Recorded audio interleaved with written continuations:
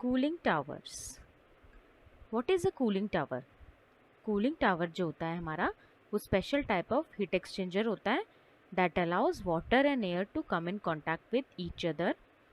Water और air दोनों एक दूसरे के कॉन्टैक्ट में आते हैं, और जो हमारा वार्म वाटर होता है या हॉट वाटर होता है उसको हम कोल्ड वाटर में कन्वर्ट करते हैं। जब ये कूलिंग टावर में प्रोसेस हो रहा होता है तो बहुत ही स्मॉल अमाउंट्स में या फिर कुछ अमाउंट में वाटर जो होता है हमारा वो इवापोरेट होता है, जिससे कि हमारा वाटर का जो टेम्परेचर है वो लोअर हो जाता है, that is being circulated through out the cooling tower, और वो वाटर पूरे कूलिंग टावर में सर्कुलेट होता है। तो हम मोटा मोटी तरीके से अगर कहना चाहें तो पर्पस ऑफ कूलिंग टावर जो होता है वो सिर्फ वाटर को कूल करने के लिए होता है, जैसे कि इसके नाम में ही है, वो टावर जो पानी को कूल करती है, और जो उस पानी को कूल करती है जो पानी हमारे इंडस्ट्रियल इक्विपमेंट या फिर प्रोसेस में यूज़ में लिया जाता है, और उस प्रोसेस के दौरान इक्विपमेंट में काम करते वक्त वो पानी हॉट हो जाता है या गर्म हो जाता है, तो उस टाइम पे उस पानी को ठंडा करने के लिए हम कूलिंग टावर्स को एम्प्लॉय करते हैं।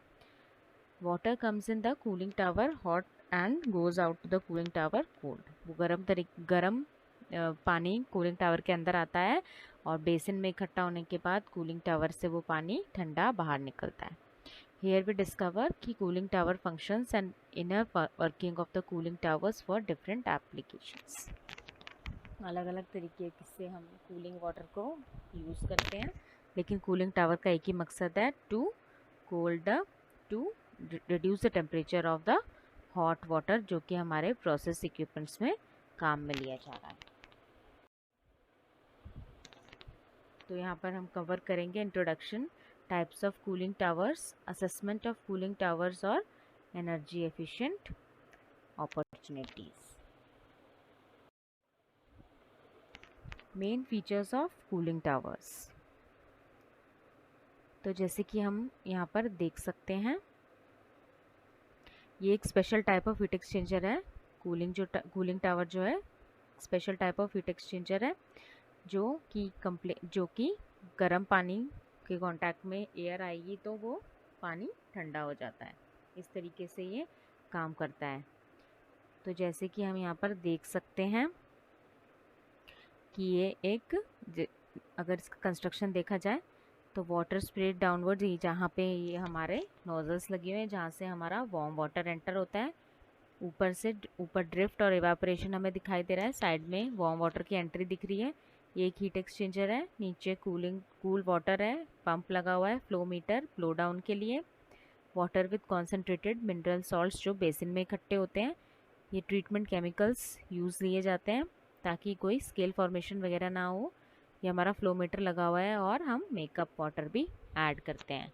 तो इसका जो फंक्शन है हमारा कूलिंग टावर का, वो एक स्ट्रक्चर है हमारा, कंक्रीट का स्ट्रक्चर रहता है, या फिर अलग अलग तरीके के आजकल मटेरियल्स भी यूज़ में लिए जाने लगे हैं, लेकिन मेनली कंक्रीट का स्ट्रक्चर होता है कूलिंग टावर, जो कि एक कन्वर्जेंट डाइवर्जेंट नोजल की तरह भी दिखाई देता है।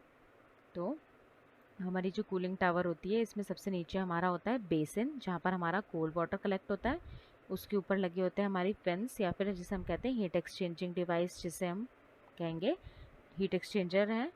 उसके ऊपर हमारे लगी होती है नोजल्स, जिसमें हमारा गर्म पानी फ्लो करता है। नोज़ल के ऊपर पाइपलाइन रहती है, पाइपलाइन में होती है नोजल्स, और उसके ऊपर रहता है हमारा ड्रिफ्ट एलिमिनेटर्स।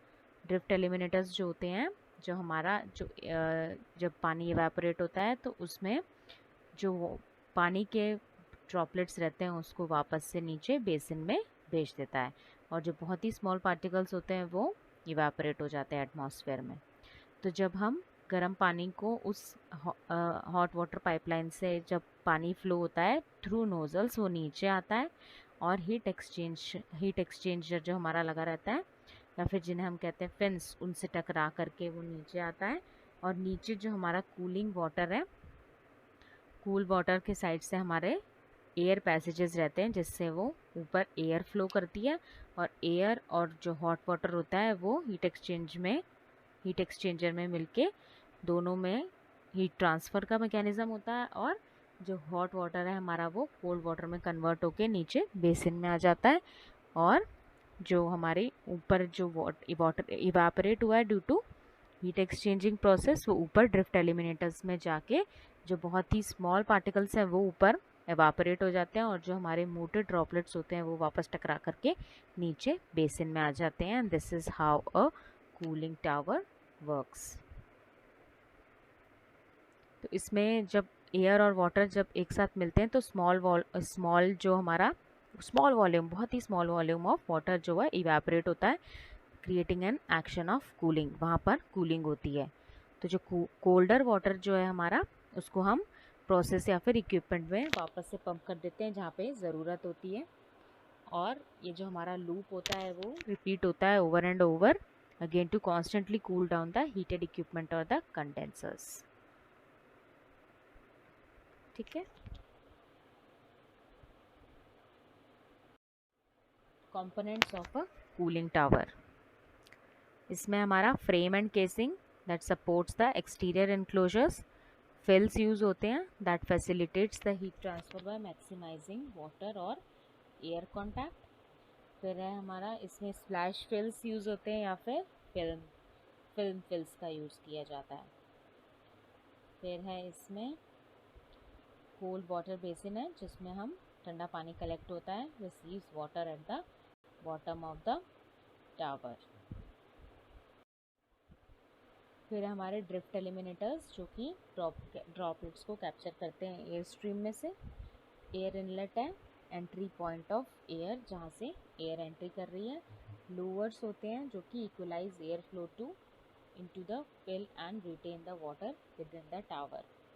नोजल्स होते हैं जो कि वाटर को स्प्रे करते हैं टू वेट द फिल्स। फिर है हमारे फैन होता है जो deliver air flow in the tower. देखते हैं हमारा types of cooling tower.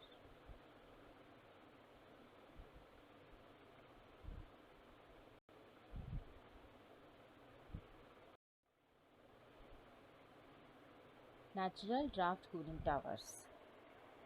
Natural draft cooling tower में hot air moves through the tower. Hot air जो है टावर के थ्रू मूव करती है। फिर इसमें fresh air cool air is drawn into the tower from bottom. इसमें जो एयर जो होती है कूलिंग के लिए जिसे यूज़ कर रहे हैं हम, वो नीचे से सिस्टम में आती है। इसमें कोई फ़ैन की ज़रूरत नहीं होती है। और concrete tower is less than 200 metre and used for large heat duties. फिर इसमें हमारा इस तरीके से टाइप्स ऑफ कूलिंग टावर्स। तो इसमें हमें दिख रहा है क्रॉस फ्लो और काउंटर फ्लो। क्रॉस फ्लो में हमें दिख रहा है कि air drawn across falling water, fills located outside the tower, और इधर fills located inside the tower. जो काउंटर फ्लो होती है उसमें फिल्स अंदर की तरफ लगे रहते हैं टावर में, और जो हमारी क्रॉस फ्लो रहता है उसमें फिल्स आउटसाइड की तरफ लगे रहते हैं।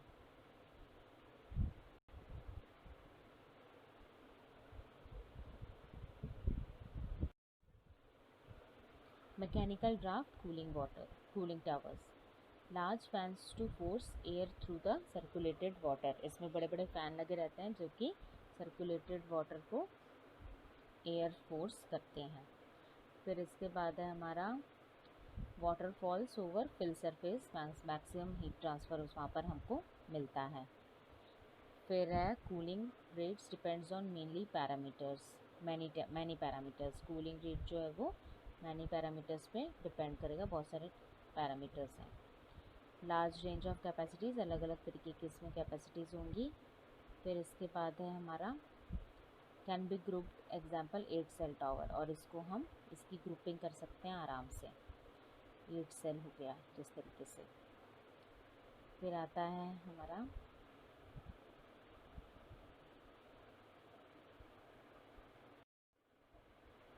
Mechanical draft cooling towers. ये 3 तरीके हो गए हमारे, force draft, induced draft cross flow और induced draft counter flow. Force draft cooling towers. Force draft cooling towers जैसे कि इस फोटो में दिख रहा है हमें, air blown through the tower by centrifugal fan at the air inlet. यहाँ पर एक सेंट्रीफ्यूगल फैन लगा रहता है एयर इनलेट पे, जिससे एयर ब्लो होती है। इसका एक एडवांटेज है कि ये suited for high air resistance है। हाई एयर रेजिस्टेंस और फैन आर रिलेटिवली क्वाइट, बहुत ही कम आवाज़ करते हैं ये फ़ैन। डिसएडवांटेजेस इसमें recirculation due to high air entry and low air exit velocities. Recirculation due to high air entry and low air exit velocities इसका हमारा एक डिसएडवांटेज होता है। Induced draft air cooler air towers, तो 2 types की हैं, cross flow और counter flow. Advantages हैं इसके less recirculation than post draft towers, और डिसएडवांटेजेस हैं इसके fans and motor drive mechanism requires weather proofing. Induced draft counter flow, hot water enters at the top, air enters at the bottom and exits the top, or uses forced and induced fans, induced draft fans। Hot air जो होती है, hot water जो होता है ऊपर से enter करता है, एयर जो है नीचे से जाती है, और ये फोर्स्ड और इंड्यूस्ड फैंस दोनों को यूज़ करता है। इसमें देखिए ये induced draft counter flow tower है, जिसमें हॉट वाटर ऊपर पाइपलाइन थ्रू नोजल्स नीचे आ रहा है, ऊपर ड्रिफ्ट एलिमिनेटर्स लग रहे हैं, और ये हमें फ़ैन दिखाई दे रहा है। जब नोजल्स से पानी नीचे गिर रहा है और ये एयर हमें एयर आती हुई नज़र आ रही है, और दोनों का हीट ट्रांसफ़र होकर नीचे कोल्ड वाटर यहाँ पे कलेक्ट हुआ जा रहा है। इधर देखिए induced draft counter flow tower with fills, यहाँ पर बीच में फिल्स लगाई के हैं, हॉट वाटर थ्रू नोजल्स नीचे गिर रहा है वाया फिल्स, और नीचे एयर के कांटेक्ट में आकर के ये पूरा कोल्ड वाटर का बिन में जा रहा है। अब आता है हमारा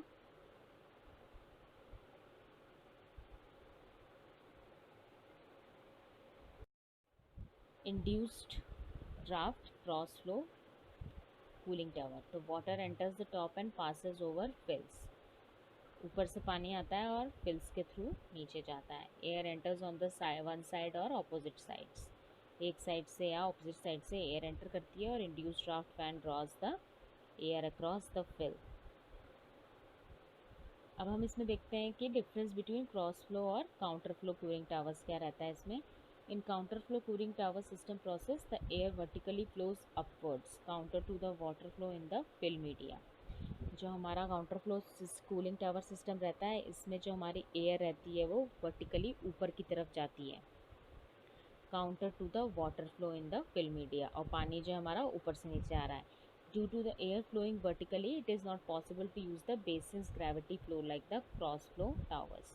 और जो कि हमें पता है कि एयर जो होती है वर्टिकली फ्लो कर रही है, तो हमें ये पॉसिबल नहीं हो पाता कि बेसिन की ग्रेविटी फ्लो को यूज़ किया जाए जैसे कि क्रॉस फ्लो टावर्स में यूज़ किया जाता है। तो as a substitute these towers are pressurize spray systems, usually pipe type, to spray the water on the top of the fill media, and the pipes and the cooling tower nozzles are usually spread farther apart so that it will not restrict any air flow। फिर जो हमारी forced draft and induced draft cooling towers है, तो cooling tower fans are used on the induced draft cooling towers to pull air up through the fill media. जो cooling tower के fans हैं उनको use किया जाता है इंड्यूस्ड ड्राफ्ट कूलिंग टावर्स के लिए, to pull air up, air को ऊपर खींचने के लिए। On the forced draft cooling towers, the air is pushed or forced by the blowers at the bottom of the inlet air blower। और जो force draft हमारे कूलिंग टावर्स होती हैं, तो उसमें एयर को पुश किया जाता है या फोर्स किया जाता है बाय द ब्लोअर्स, जो कि नीचे की तरफ लगे रहते हैं।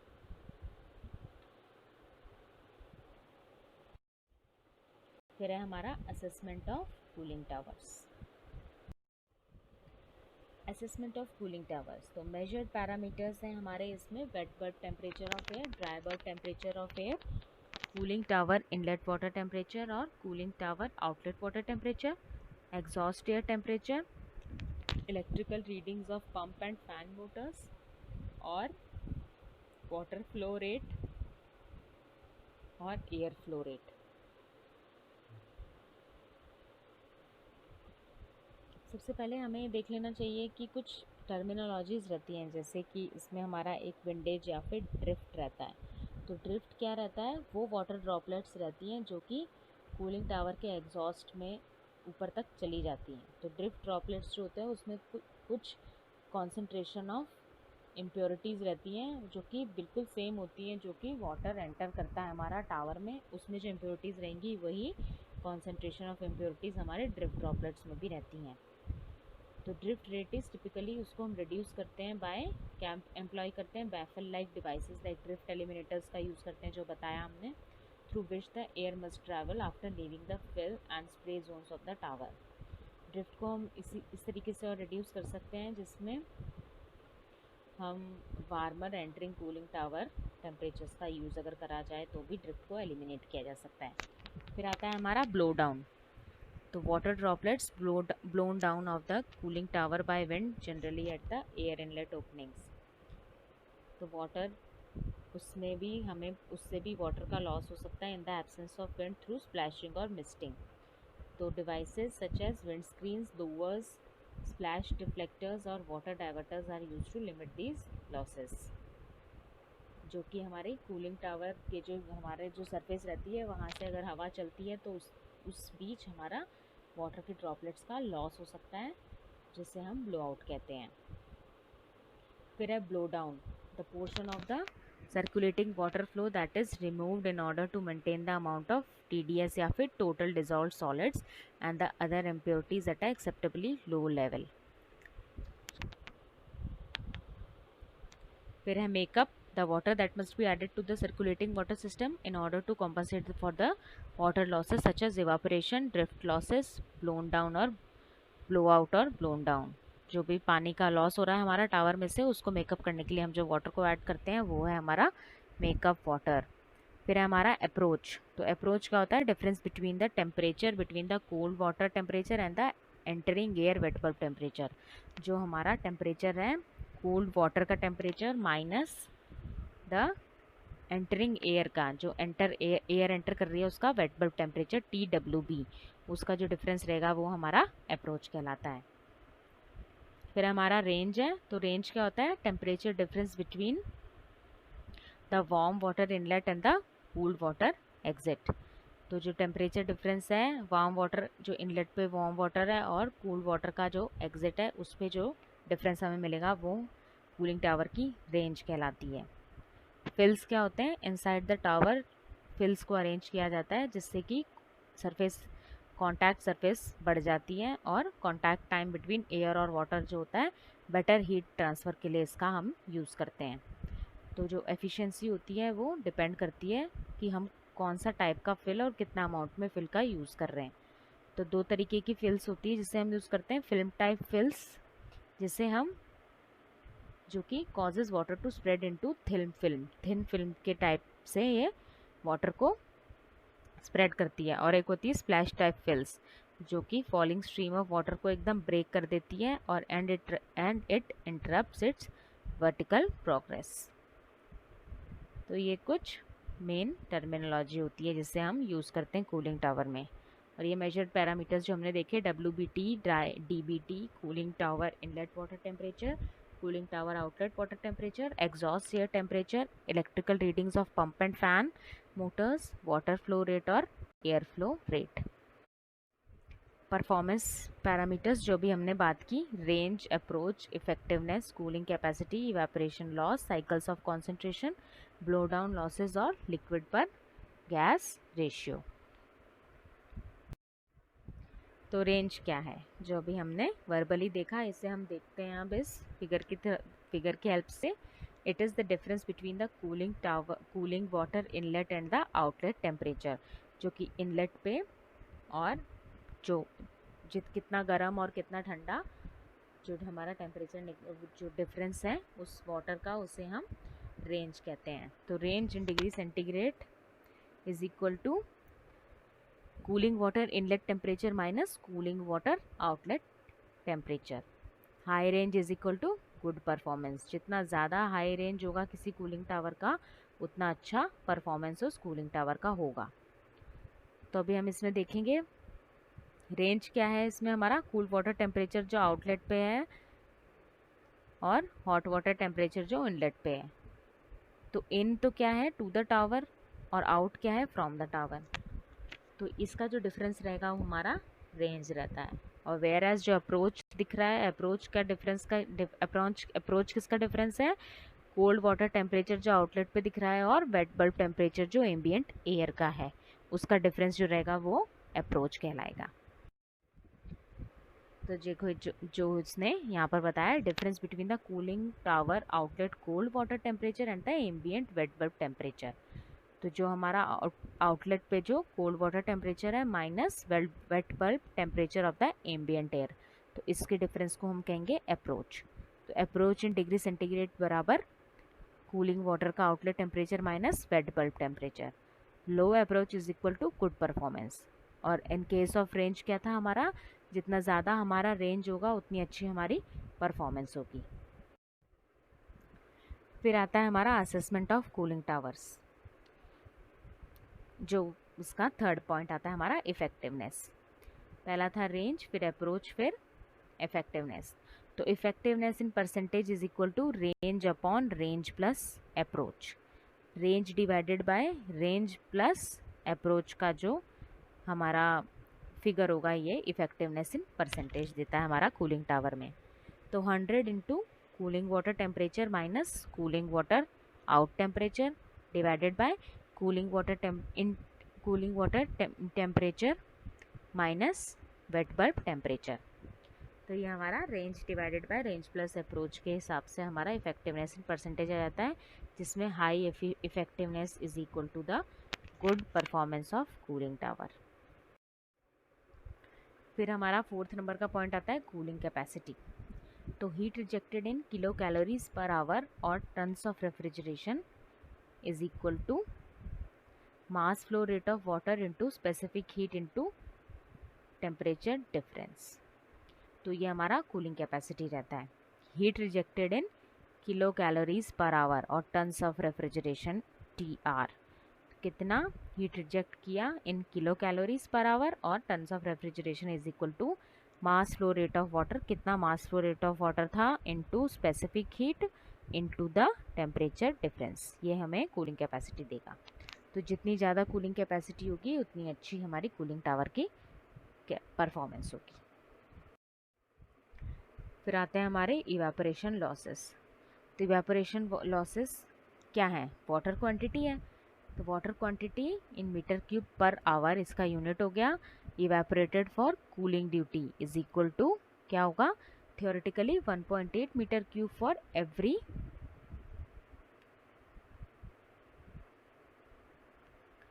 10⁻⁷ kilo calories heat rejected is equal to 0.0085 into 1.8 into circulation rate meter cube per hour into T1 minus T2, जहाँ पर T1 माइनस T2 जो है वो टेम्परेचर डिफरेंस है बिटवीन इनलेट और आउटलेट वाटर का। तो ये हमारा हो गया इवेपोरेशन लॉस।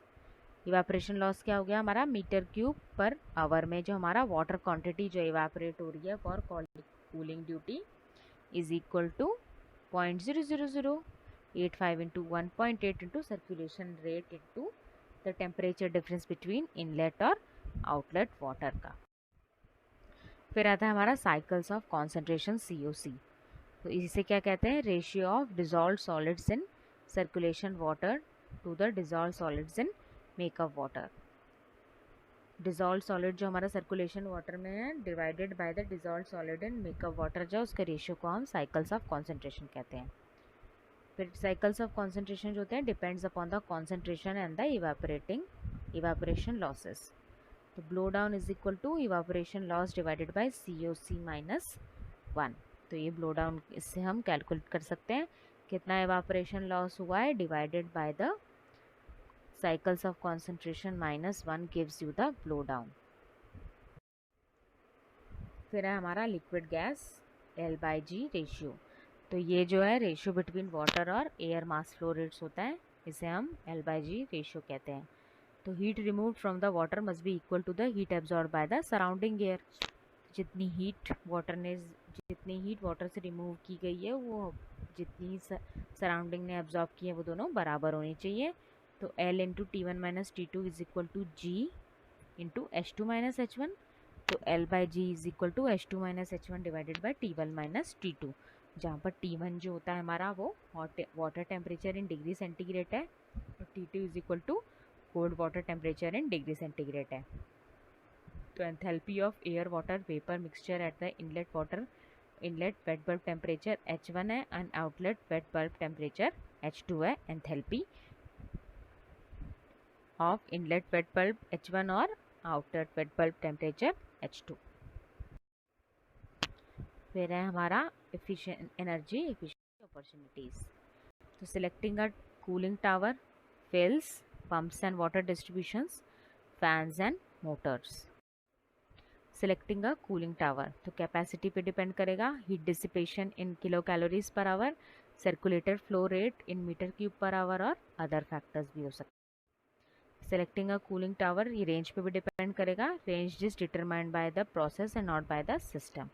अप्रोच जो होता है closer to the wet bulb temperature होता है, bigger size is cooling tower is more expensive. Selecting a cooling tower, heat load determined by the process, required cooling is controlled by the desired operating temperature. High heat load is equal to large size and cost of cooling. Wet bulb temperature considerations. Water is cooled to temperature higher than wet bulb temperature. Conditions at tower site not to exceed 5% of design wet bulb temperature.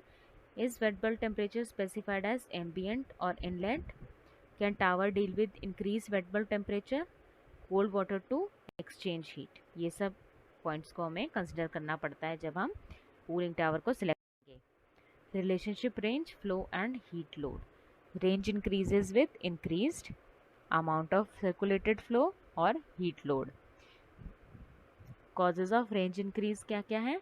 Inlet water temperature increase और exit water temperature decrease, तो इससे हमारी range increase होगी।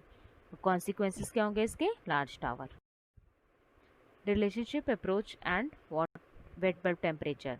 If approach stays the same, higher wet bulb temperature, more heat picked up, smaller tower needed. Lower wet bulb temperature, less heat picked up और large tower needed. Fill media. Hot water distributed over fill media and cools down through evaporation. Fill media impacts electricity use. Efficiently designed fill media reduces the pumping cost. Fill media influences heat exchange, surface area, duration of contact and turbulence. तो ये सारे जो भी parameters हैं ये fill media पे depend करेंगे और यही कंट्रोल करेंगे कूलिंग टावर के परफॉर्मेंस को। ये कंपेयरिंग 3 फिल मीडिया हैं, स्प्लैश फिल, फिल फिल और लो क्लॉक फिल फिल के कुछ पैरामीटर्स को इन्होंने कंपेयर किया है। Pumps and water distribution. Cooling tower treatment optimize करने के लिए increases the cycle of concentration by cooling for water treatment helps to reduce makeup water. फिर इनडायरेक्ट इलेक्ट्रिसिटी सेविंग्स भी इससे होती है। इंस्टॉल ड्रिफ्ट एलिमिनेटर्स, जिससे कि reduce the drift losses from 0.02% to only 0.0032 to 0.001%. Cooling tower fans. Fans must overcome the system resistance, pressure losses, impacts, electricity use. Fan efficiency depends on the blade profile also. तो metallic fans को replace करना चाहिए हमें FBR blades से और use blades with aerodynamic profiles. Thank you.